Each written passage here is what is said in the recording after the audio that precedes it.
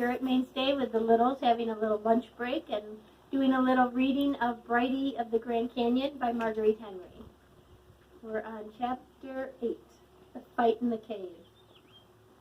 An eerie moon danced its beams along the thread-like path from Brighty's meadow to his cave.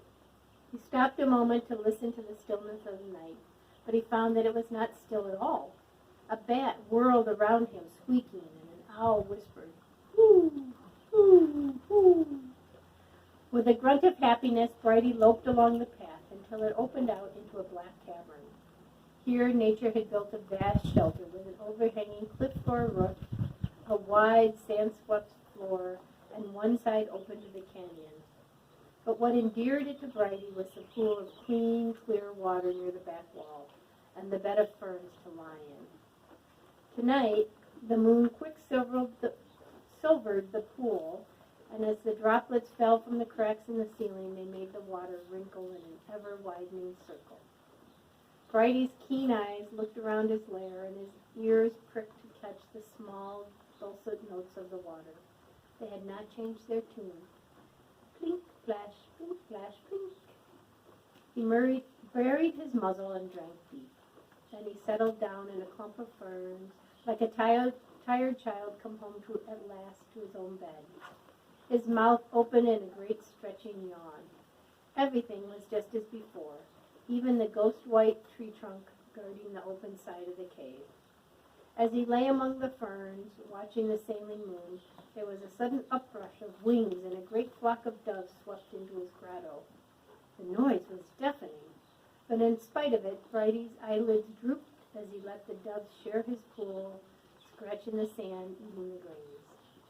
They left as noisily as they'd come, and no sooner were they gone than a mule deer stood silently to the pool to drink. But Brighty had already fallen asleep, his little snoring blending with the windsong and the water tinkling in the pool. Night wore on, the wind died down. There was only the drip-drip of the water and a fern stem teetering back and forth to Brighty's breeze. Then, from far below the lip of the cave, a mountain lion came slinking upward. Her tawny coat mixed with the lights and the shadows of the rocks. Her cat eyes gleamed golden green in the dark as she crept nearer and nearer the old dead tree. She halted there for a moment, then hooked her claws into the trunk and climbed swiftly until she was even with the cave. At first, Brighty lay undiscovered in the darkness, but her eyes prowled the shadows and suddenly fixed upon his white belly. For a long time she seemed bewitched by her prey and lay watching him, her tail lashing back and forth, her mouth partly open, showing her white fangs. At last she stole soundlessly forward on a limb, tested it with her forepaws, then with her whole body. It bent to her weight, and she steadied herself, balancing like a diver. Then with one powerful leap, her body made an arc in the blackness. At the very moment of her leap, Brighty was snuggling deeper into the ferns, and she landed short of her mark. Cruel claws, intended for his head and neck, ripped his forelegs from shoulder to hoof. Instantly he was sharp awake, a fire of pain shooting up his legs. He leaped to his feet, squealing in terror as he faced the howling, hissing lion. He pawed wildly, kicking at her fireball eyes, trying to push her over the brink. But cunningly she rolled underneath him, cuffing and stabbing with rapier claws. Brighty backed away, rearing, and came down, flailing with his hoofs. Once he landed on the soft, muscly body, but she slithered out from under him. He could feel blood oozing hot down his forelegs, but he felt no weakness, only a frenzied need to stamp out the yellow flame of her eyes to stop the hissing. Suddenly the lion turned and with a bound was up in the tree. She tried a second spring for the catch, and this time she landed on Brighty's back.